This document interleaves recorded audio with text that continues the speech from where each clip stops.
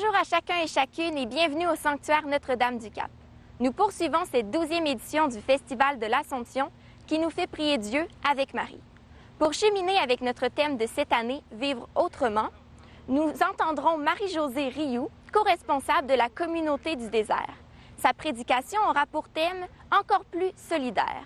Elle nous parlera des gestes d'entraide qui se sont développés depuis le début de la pandémie pour venir en aide à ceux dans le besoin et lutter contre les inégalités sociales. Le père Wenner Bérard présidera la célébration eucharistique. Dans notre volet culturel, à 15h, Madame Jacinthe Lavoie présentera un spectacle pour enfants au sous-sol de la basilique. Au même endroit, à 20h, nous pourrons entendre Jean-Luc Lavigne, auteur, compositeur, interprète.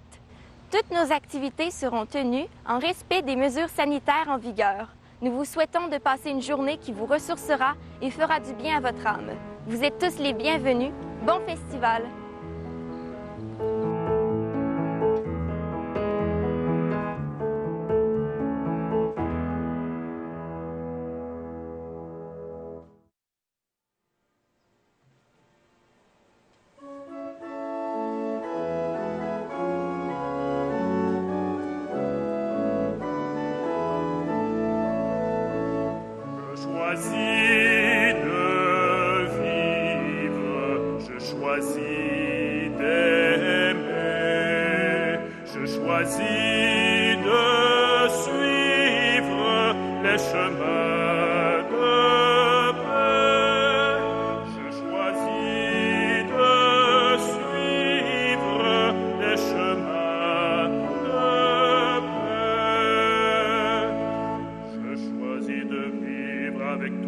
Seigneur, je choisis de vivre avec toi. Je choisis d'aimer avec toi, Seigneur. Je choisis d'aimer avec toi. Je choisis de vivre. Je choisis d'aimer. Je choisis de suivre des chemins de paix. Je choisis de suivre des chemins de paix.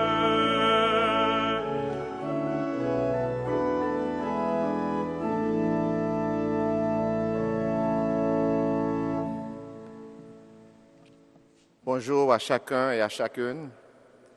Frères et sœurs, nous sommes rassemblés au nom du Père et du Fils et du Saint-Esprit. La grâce de Jésus notre Seigneur, l'amour de Dieu le Père et la communion de l'Esprit Saint soient toujours avec vous. Et avec votre esprit. Pour la prédication d'aujourd'hui, nous accueillons Madame Marie-Josée Roux.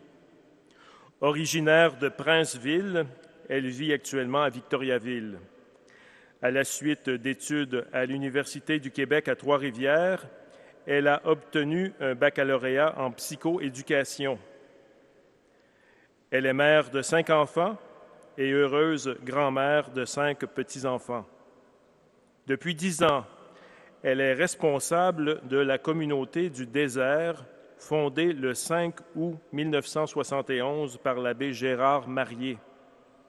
La maison mère de cette communauté, située à Victoriaville, ouvre ses portes principalement à des personnes ayant terminé une thérapie pour mettre fin à une situation de dépendance à l'alcool, à la drogue ou au jeu. Dans sa prédication, Marie-Josée Roux nous aidera à méditer sur le fait que la pandémie nous a rendus encore plus solidaires. Frères et sœurs, merci d'être là en ce bel après-midi d'été pour vivre ensemble ce moment de prière, d'intimité avec le Seigneur, mais aussi ce moment de communion et de fraternité. Pour nous amener à vivre autrement, le Seigneur est comme ce bon Samaritain qui nous rejoint sur la route et qui pense nos blessures. Je vous invite à accueillir son pardon.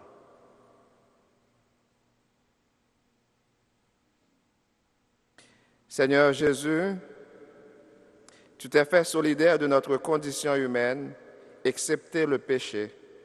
Prends pitié de nous.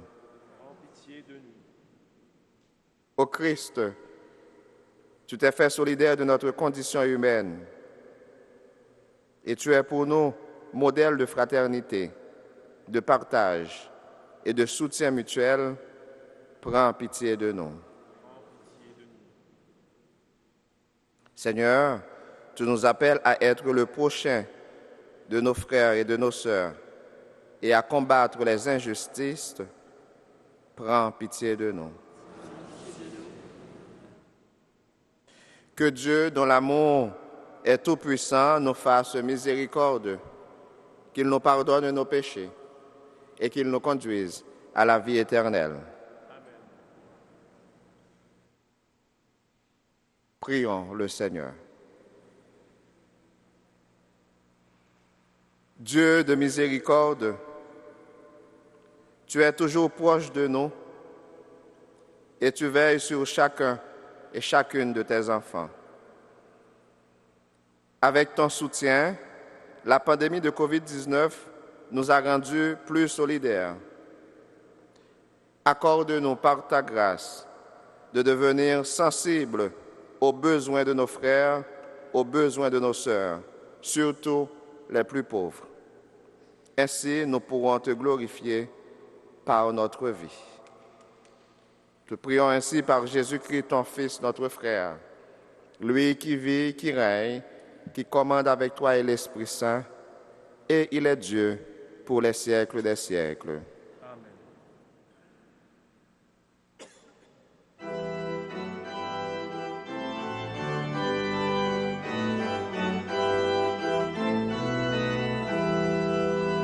Alléluia, Alléluia, Alléluia, Alléluia, Alléluia, Alléluia, Alléluia, Alléluia. Chaque fois que vous l'avez fait à l'un de ces plus petits de mes frères, c'est à moi que vous l'avez fait.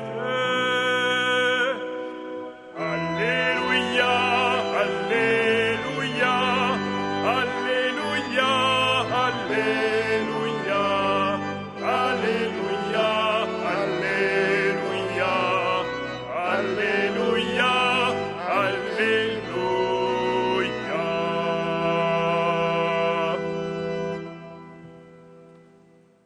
Le Seigneur soit avec vous.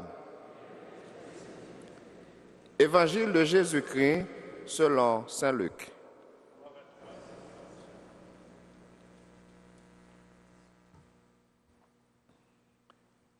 En ce temps-là, voici qu'un docteur de la loi se leva et mit Jésus à l'épreuve en disant : « Maître, que dois-je faire pour avoir en héritage la vie éternelle ?»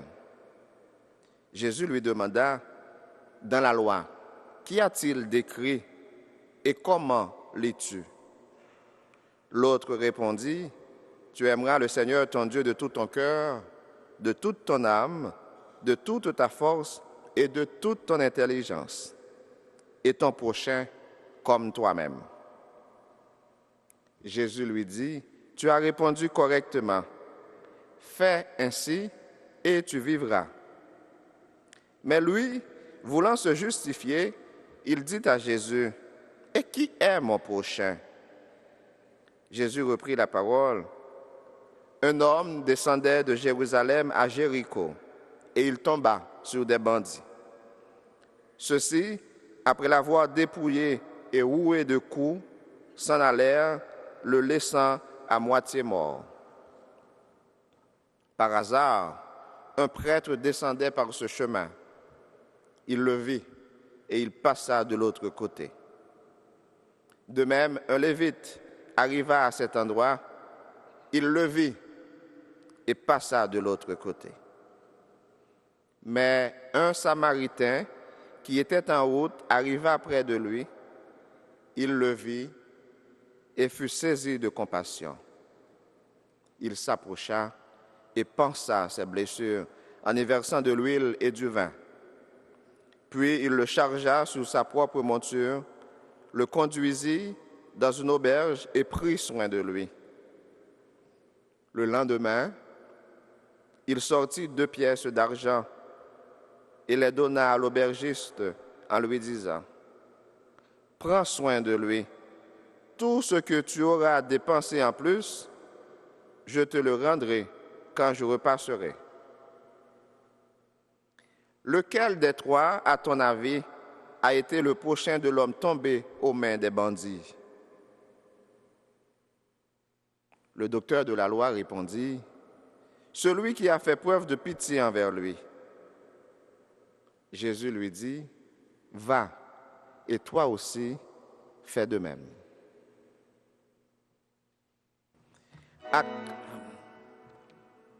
Acclamons la parole de Dieu. Louange à toi, Seigneur Jésus. Alléluia, Alléluia, Alléluia, Alléluia, Alléluia, Alléluia, Alléluia, Alléluia.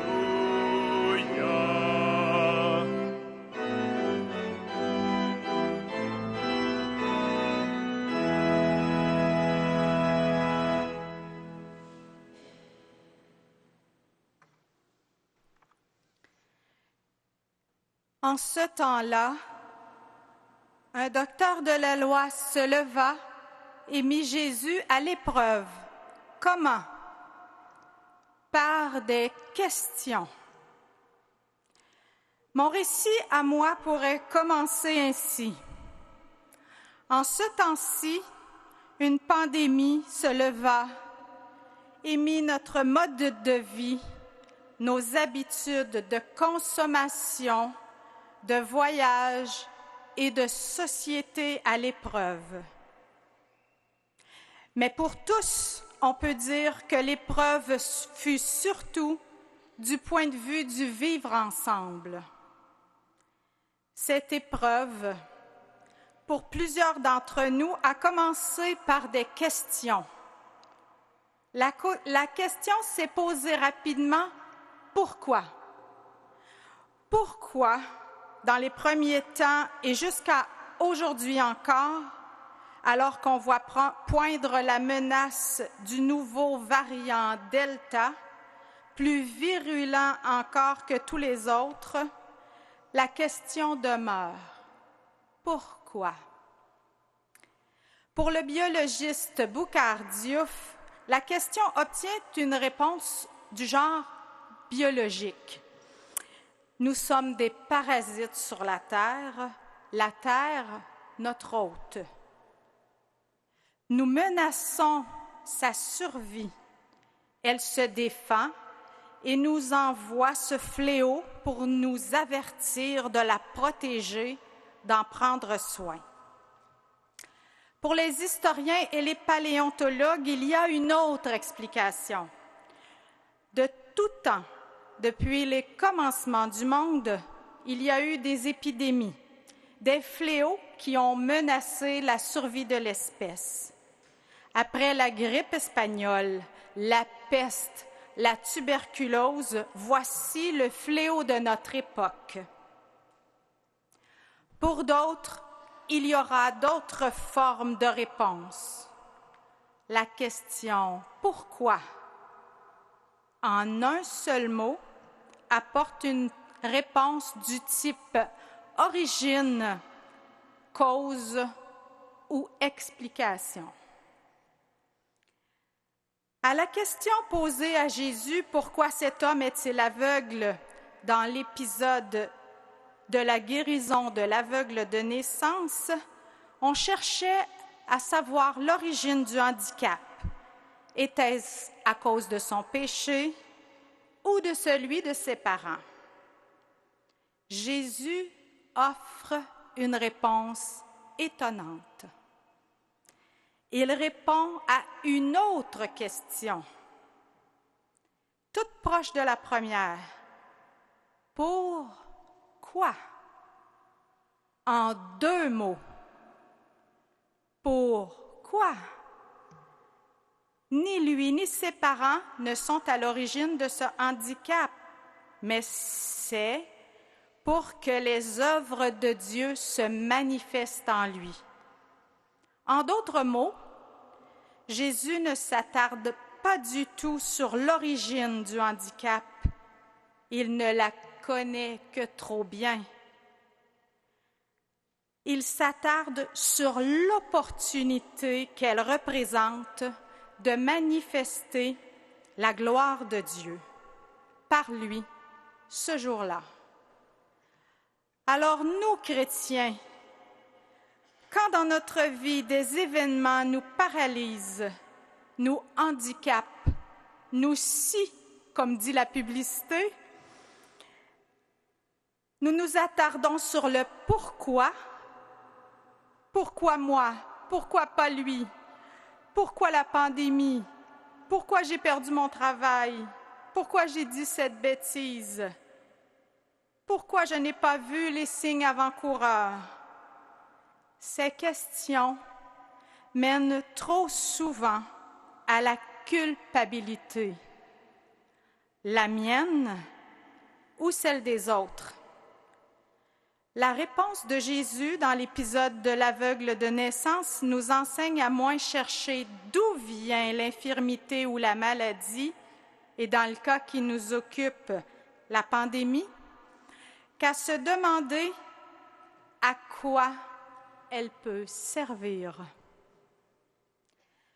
Pape François, dans son message adressé à l'ONU le 25 septembre 2020, nous démontre qu'il est rapidement, lui aussi, passé du « pourquoi » en un mot au « pourquoi ». Il le dit en ces termes: « La crise est une opportunité concrète pour changer. Nous ne sortons jamais d'une crise comme nous étions avant. Nous en sortons soit mieux, soit pire. » Revenons à la question du docteur de la loi. « Maître, que dois-je faire pour avoir en héritage la vie éternelle? » Cet homme reconnaît donc en Jésus une certaine autorité, puisqu'il l'appelle maître. Peut-être cherchait-il, comme le faisaient les savants des Écritures de l'époque de Jésus, à lui tendre un piège. Encore une fois, Jésus ne répondra pas directement en faisant étalage de ses propres connaissances de la parole de Dieu. Il lui posera deux autres questions. La première, dans la loi, qu'y a-t-il décrit? Qu'est-il écrit? Que lis-tu? Qu'as-tu appris? Il donne par cette question à l'homme l'occasion de lui faire part de ses connaissances à lui. Quant à Jésus, par la réponse, il apprend à mieux connaître son interlocuteur. Et l'homme répondra sans hésiter, faisant la preuve qu'il connaît bien les Écritures: « Tu aimeras le Seigneur ton Dieu de tout ton cœur, de toute ton âme, de toute ta force et de toute ta pensée, et ton prochain comme toi-même. » Jésus semble satisfait de la réponse. Par contre, la deuxième question pourrait paraître étrange, compte tenu de la première. Comment lis-tu? Celle-ci laisse place à l'interprétation de l'interlocuteur. De fait, le légiste a répondu aux deux questions à la fois. Il a rappelé exactement ce qui est écrit dans la loi en Deutéronome 6, 5 et en Lévitique 19, 18. Mais le fait de mettre les deux citations en une seule montre comment il lit l'Écriture. Il place, comme un prolongement de l'amour de Dieu, l'amour du prochain. L'histoire aurait pu s'arrêter ici. Mais vous connaissez la suite.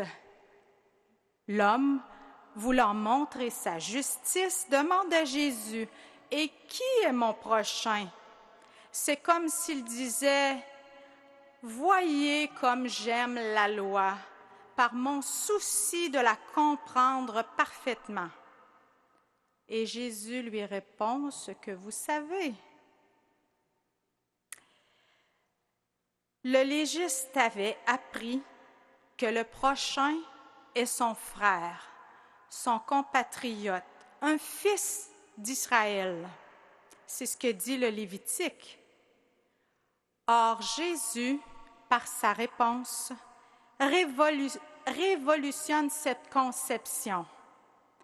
Le prochain, c'est maintenant n'importe quelle personne que tu rencontres sur la route et qui s'approche d'une autre pour lui porter secours parce qu'elle est en détresse. À son tour, Jésus montre comment il lit l'Écriture avec autorité. Il peut la modifier jusqu'à la révolutionner, comme le passage du Lévitique.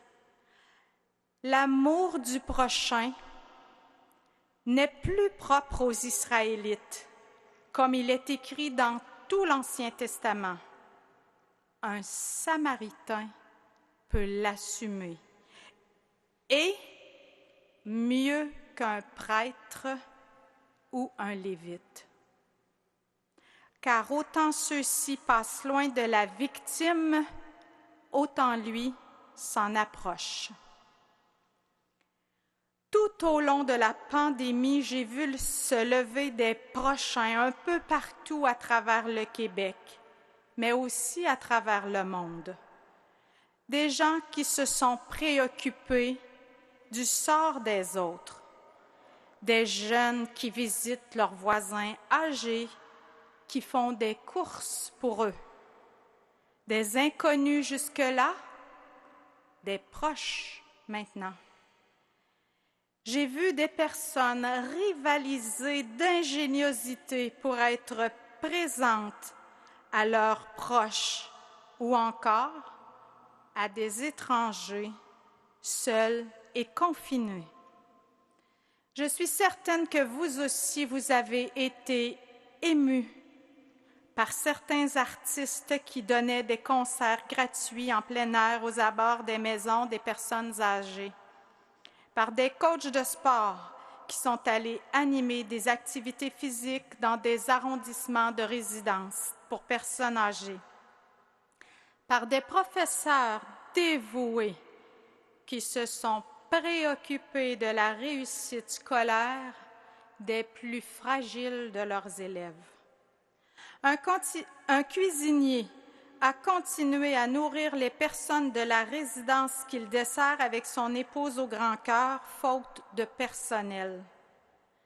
Du personnel soignant, au bord de l'épuisement, ont offert des soins précieux dans des circonstances sans cesse nouvelles, sans nécessairement avoir l'équipement de protection adéquat. Des personnes précieuses, retraitées de toute profession, ont offert leur disponibilité pour rendre des services tous plus humbles les uns que les autres. Désinfection, inscription, accueil dans les endroits publics et plus tard vaccination. Nous avons vu des gestes de bravoure, de cœur, d'ingéniosité. Bref, l'urgence et la précarité de la situation ont donné lieu à des improbables et nouvelles solidarités. Dans un reportage intitulé « Les gestes de bonté sont nombreux à Tokyo », dans la presse du lundi 2 août, la journaliste Salio, avec la collaboration de 2 autres journalistes, décrit quelques gestes dignes de mention. J'ai puisé un exemple de solidarité aussi improbable qu'inspirant dans cet article. Il sert simplement à illustrer mon propos. Au stade olympique, l'Italien Gianmarco Tamberi et le Qatari Moutaz Barshim se sont retrouvés dans une situation dont ils avaient déjà parlé, mais qu'ils n'avaient jamais vécue. Ils étaient à égalité. Les 2 spécialistes du saut en hauteur ont été parfaits jusqu'à ce que la barre soit placée à 2,39 m. Ils ont chacun raté leurs 3 tentatives à la hauteur du record olympique. Ils auraient pu départager par une prolongation, mais ils ont plutôt décidé de partager la première marche du podium. Écoutez-les commenter cette décision. Je sais que je méritais l'or pour ma performance. Il a réussi la même chose et il méritait donc l'or lui aussi. Ça va au-delà du sport. C'est un message que nous envoyons à la jeune génération. Ces gestes sont spontanés. Ils arrivent dans un contexte précis. Ils sont précieux à cause surtout de leur visibilité qui donne espoir et permettent de croire en la bonté au fond de chaque personne. Ces événements font de 2 rivaux des amis. Pourtant, la compassion dont fait preuve le Samaritain dans la parabole qui nous occupe est d'un autre ordre, d'au moins 2 façons différentes. Le Samaritain prend soin de l'homme blessé. Il se laisse toucher au cœur, remuer aux tripes. Il dérange son plan de voyage, son horaire, et va même jusqu'à débourser une somme d'argent. Il prodigue un service tout inclus. Deuxièmement, il s'associe à une autre personne lui reconnaissant la compétence et lui donnant l'occasion de faire preuve de solidarité à son tour. En repassant pour payer la somme des avances faites par l'aubergiste à l'endroit du blessé, le Samaritain garde un lien avec l'homme malmené autant qu'avec l'aubergiste. Son geste a une portée durable et communautaire. Il n'est pas momentané, il est engagé. Il s'est créé entre l'aubergiste et lui une solidarité.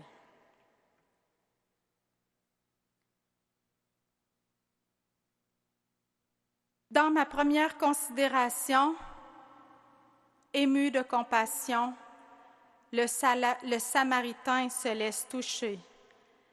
Le jésuite d'Esboucois n'y va pas de main morte quand il affirme « Tout être est plus ou moins un souffrant qui attend un Samaritain, un cœur compatissant qui prenne pitié de lui, qui le soigne et le guérisse. » La pandémie n'a épargné personne. Tous, nous avons eu besoin, à un moment ou l'autre, de quelqu'un pour nous consoler, écouter, rassurer, aider. J'accélère un peu. Plus près de nous. Est-ce facile de favoriser un climat de solidarité avec les petits, les exclus, les plus démunis de nos communautés. Souvent, ils sont le trait d'union qui rassemble en communauté aidante et soutenante des personnes de toutes conditions, d'origines diverses. Nos communautés chrétiennes ne pourraient-elles devenir des communautés qui prennent soin des exclus, des petits? Nos liturgies pourraient-elles être davantage ouvertes à leur présence, parfois dérangeante? Pourraient-ils être invités à participer par un geste, une prière, une lecture, un témoignage? Rappelons-nous, la messe ne s'achève pas aux portes de l'Église. Sinon, comme le dit Benoît XVI, c'est une messe inachevée. La messe s'achève dans la vie ou encore dans l'attention portée aux pauvres et à la terre.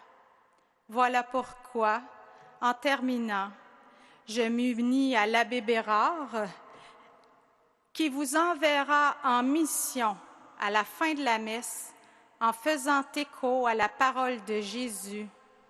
Va, et toi aussi, fais de même. Merci.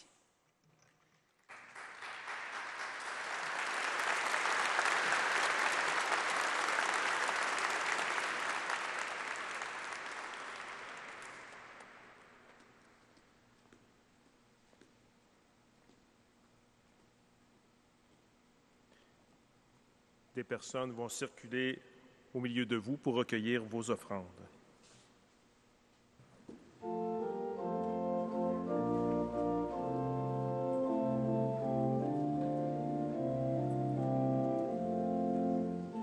Aimons-nous les uns les autres comme Dieu nous a aimés.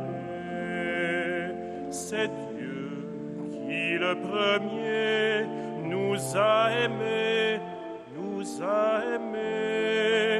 et depuis nous cherchons à dessiner ensemble les traits de son amour. Aimons-nous les uns les autres comme Dieu nous a aimés.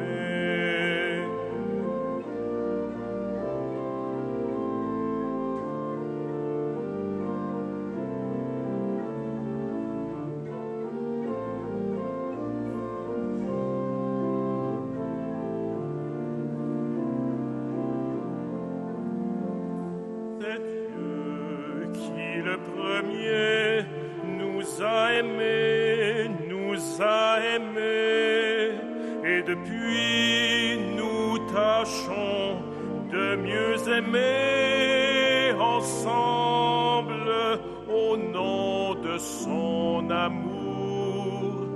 Aimons-nous les uns les autres comme Dieu nous a aimés.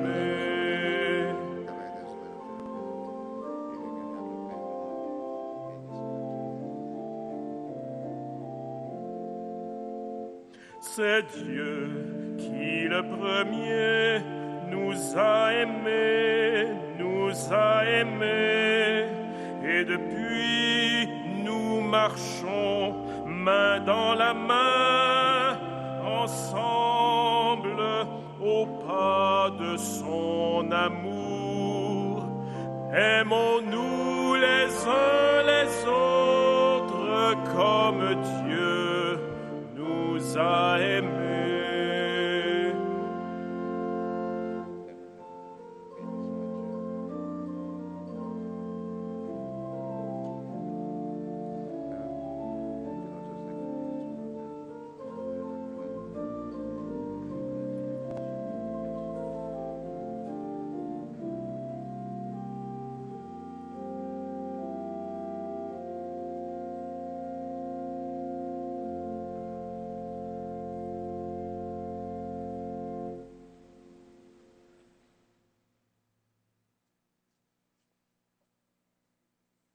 Frères et sœurs, Prions ensemble au moment d'offrir le sacrifice de toute l'Église.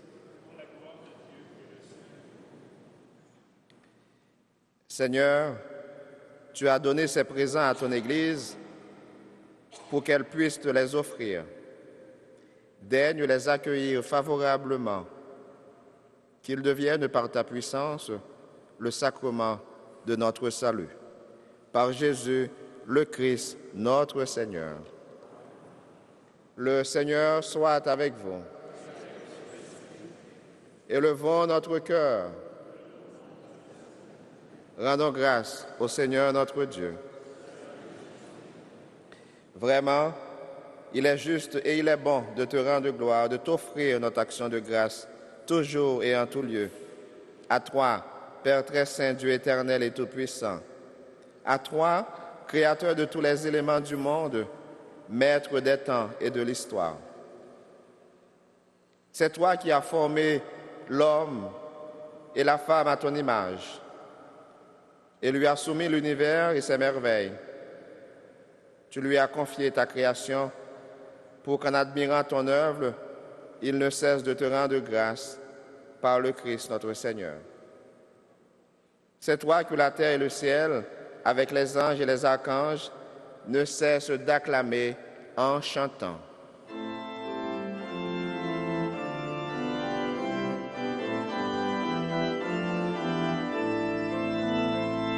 Saint, saint est le Seigneur éternel et son amour. Saint, saint est le Seigneur éternel et son amour. Le ciel et la terre sont remplis de ta gloire. Hosanna au plus haut des cieux. Saint, saint est le Seigneur éternel et son amour. Saint, saint est le Seigneur éternel et son amour. Béni soit celui qui vient au nom du Seigneur. Hosanna au plus haut des cieux. Saint, saint est le Seigneur éternel et son amour. Saint, saint est le Seigneur éternel et son amour.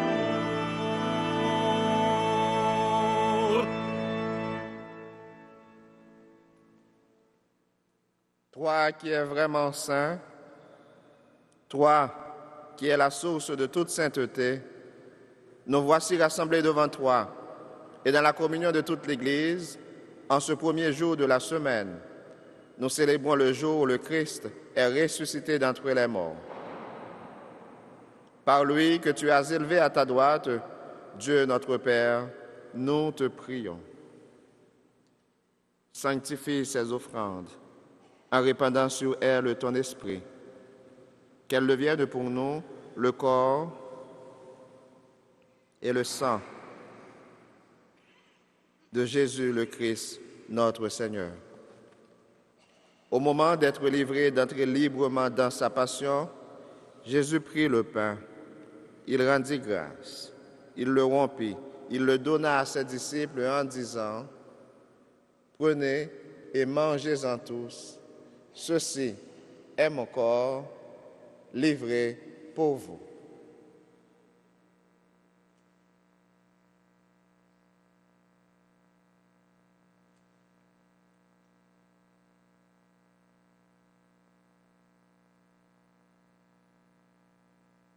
De même, à la fin du repas, Jésus prit la coupe. De nouveau, il rendit grâce. Il la donna à ses disciples en disant, « Prenez et buvez-en tous, car ceci est la coupe de mon sang, le sang de l'alliance nouvelle et éternelle, qui sera versé pour vous et pour la multitude en rémission des péchés. Vous ferez cela en mémoire de moi.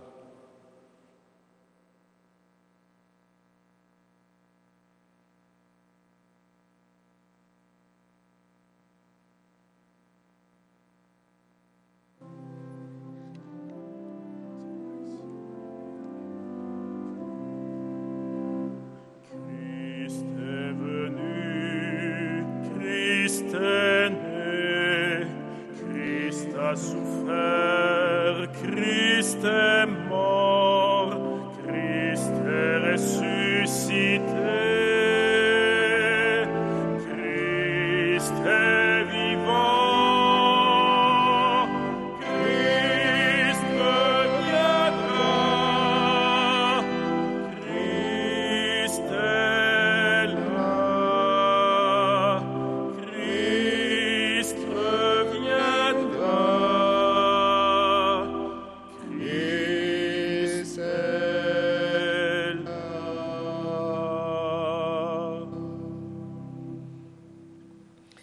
Faisant ici mémoire de la mort et de la résurrection de ton Fils, nous t'offrons, Seigneur, le pain de la vie et la coupe du salut.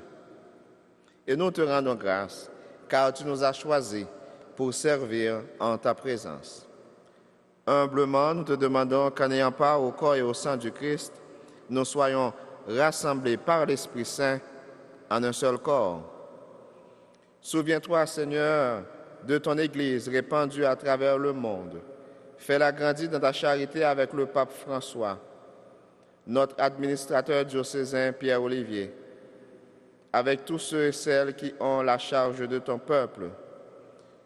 Souviens-toi aussi de nos frères et sœurs qui se sont endormis dans l'espérance de la résurrection et de toutes les personnes qui ont quitté cette vie.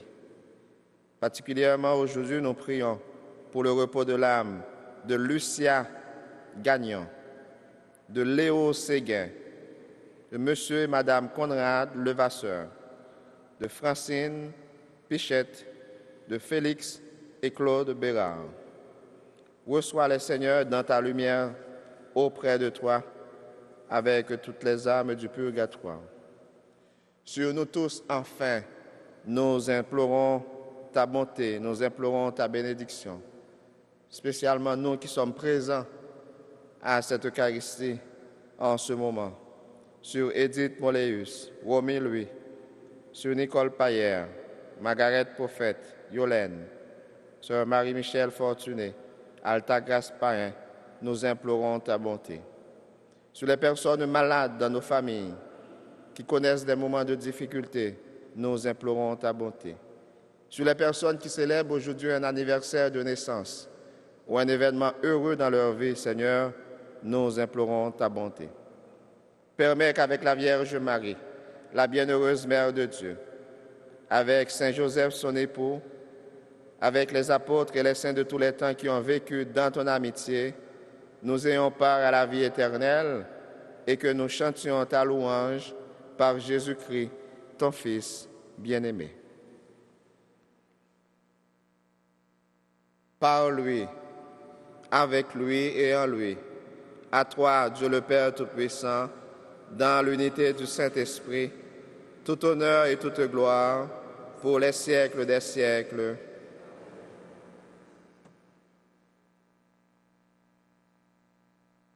Unis dans un même esprit d'amour et de solidarité, de fraternité, nous pouvons dire avec confiance la prière que nous avons reçue du Sauveur. Notre Père, que ton nom soit sanctifié, que ton règne vienne, que ta volonté soit faite sur la terre comme au ciel. Donne-nous aujourd'hui notre pain de ce jour. Pardonne-nous nos offenses, comme nous pardonnons aussi à ceux qui nous ont offensés. Et ne nous laisse pas entrer en tentation, mais délivre-nous. Délivre-nous de tout mal, Seigneur. Donne la paix à notre temps. Donne la paix à notre Église. Donne la paix à nos familles respectives. Par ta miséricorde, libère-nous du péché. Rassure-nous devant les épreuves, devant la maladie. En cette vie où nous espérons le bonheur que tu promets et l'avènement de Jésus-Christ, notre Sauveur.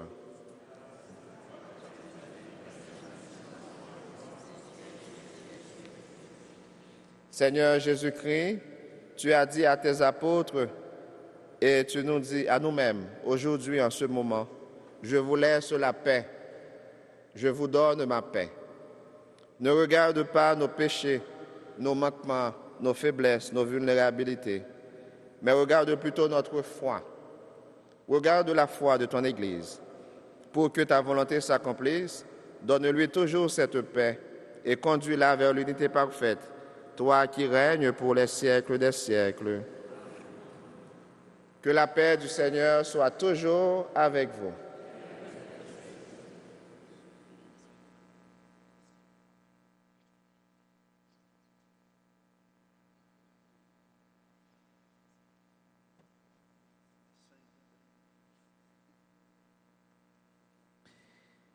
Agneau de Dieu, qui enlève le péché du monde, prends pitié de nous. Agneau de Dieu, qui enlève le péché du monde, prends pitié de nous. Agneau de Dieu, qui enlève le péché du monde, donne-nous la paix. Attention, nous traînons pour ma condamnation, mais qu'elle soutienne mon esprit et mon corps.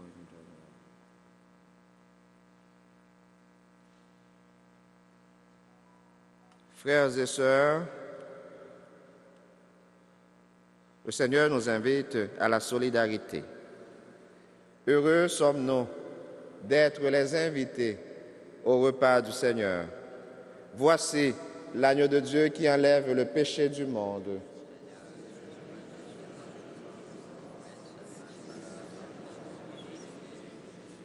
Que le corps et le sang du Christ nous gardent pour cette vie ici-bas et pour la vie éternelle.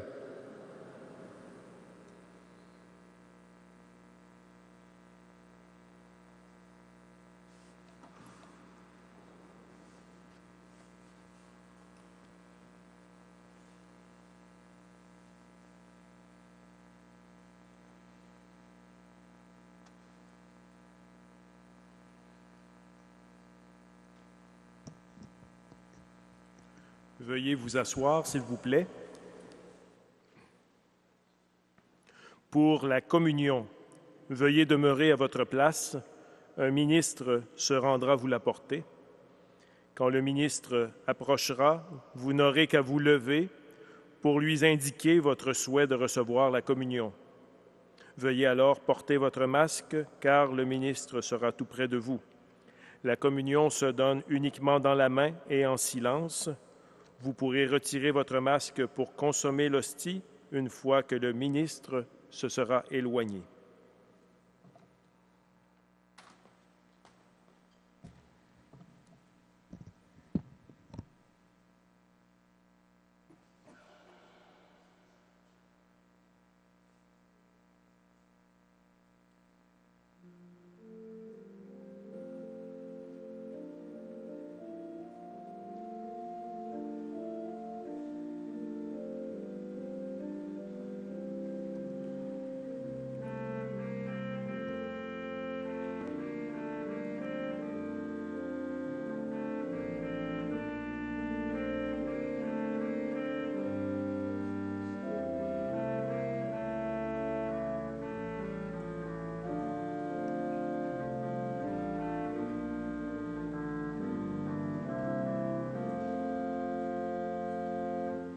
Te ressembler chaque jour un peu plus, te continuer dans nos maisons, nos rues, être ton corps qui revit aujourd'hui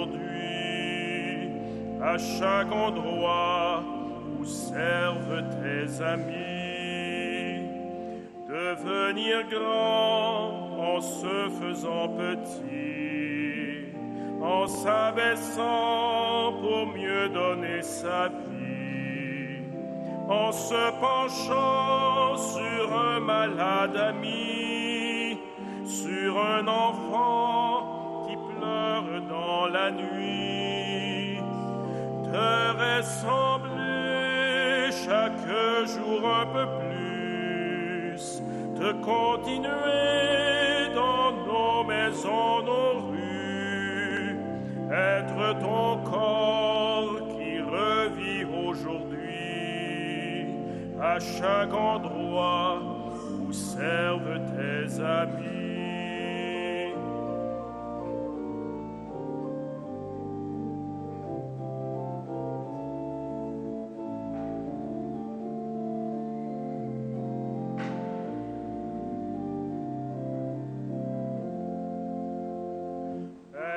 Servant à l'autel de la vie, donner son sang comme toi tu le fis, en s'oubliant pour celui qui gémit, pour le souffrant ou celle qu'on oublie, te ressembler chaque jour un peu plus, de continuer dans nos maisons, nos rues, être ton corps qui revit aujourd'hui à chaque endroit où servent tes amis.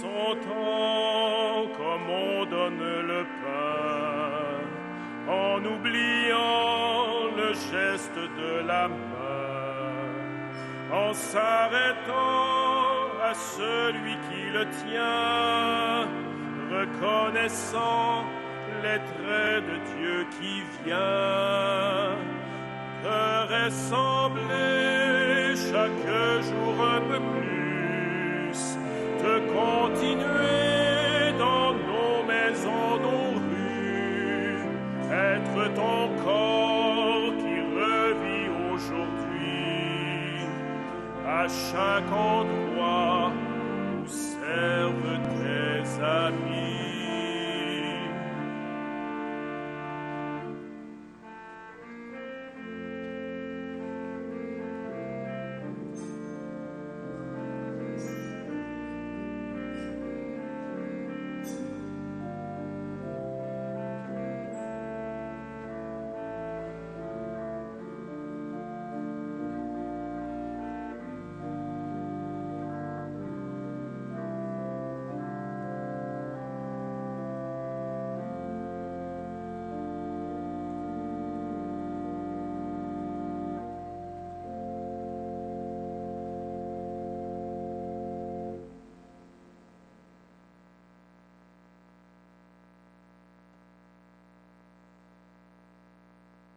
Vierge Marie, ton Fils nous présente dans cette parabole un prêtre et un lévite qui ont fait de leur croyance une profession. Ils n'ont plus conscience des droits bafoués de la personne. Le même danger nous guette comme chrétiennes et chrétiens, autant que comme Église. Marie, ouvre nos yeux sur la misère de notre terre, ouvre nos yeux sur les nécessiteux rencontrés sur la route de nos vies. Guide nos pas pressés sur le chemin de la solidarité.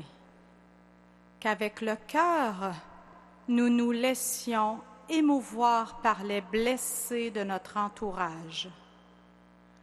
Qu'en disciples missionnaires, nous nous engagions à soulager avec d'autres les douleurs des petits et des blessés croisés sur les routes de nos vies, comme ton Fils nous enseigne de le faire.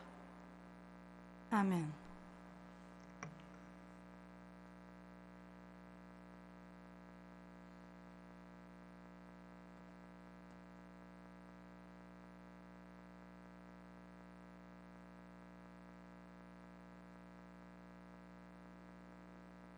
Nous sommes à la fin de notre célébration. Pour la sortie, veuillez porter votre masque et circuler en respectant le sens des flèches et en gardant une distance de 2 mètres entre vous. Pendant toute la durée de votre passage au sanctuaire, veuillez garder cette distance entre vous, incluant à l'extérieur. Merci. Et un rappel, n'oubliez pas qu'une procession au flambeau aura lieu à 20h30 à partir du petit sanctuaire. Cette activité fait partie intégrante de la neuvaine.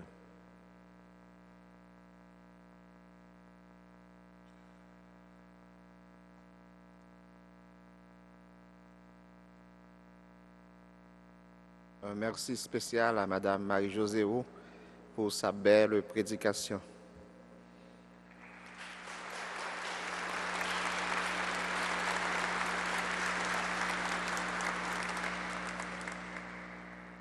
Espérons que ce n'est pas la dernière fois. Le Seigneur soit avec vous. Que Dieu Tout-Puissant vous bénisse. Le Père, le Fils et l'Esprit Saint. Allons dans la paix et dans la joie du Christ et disons avec Jésus, va et toi aussi, fais de même. Bonne continuation.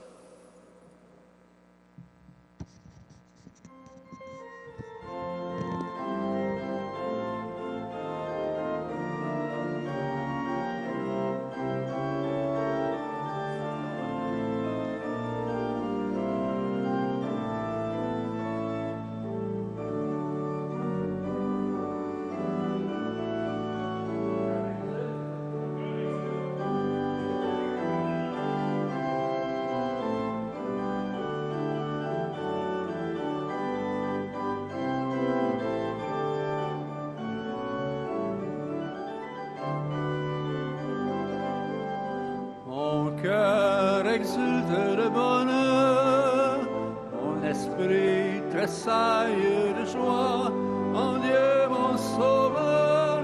Alléluia, Alléluia.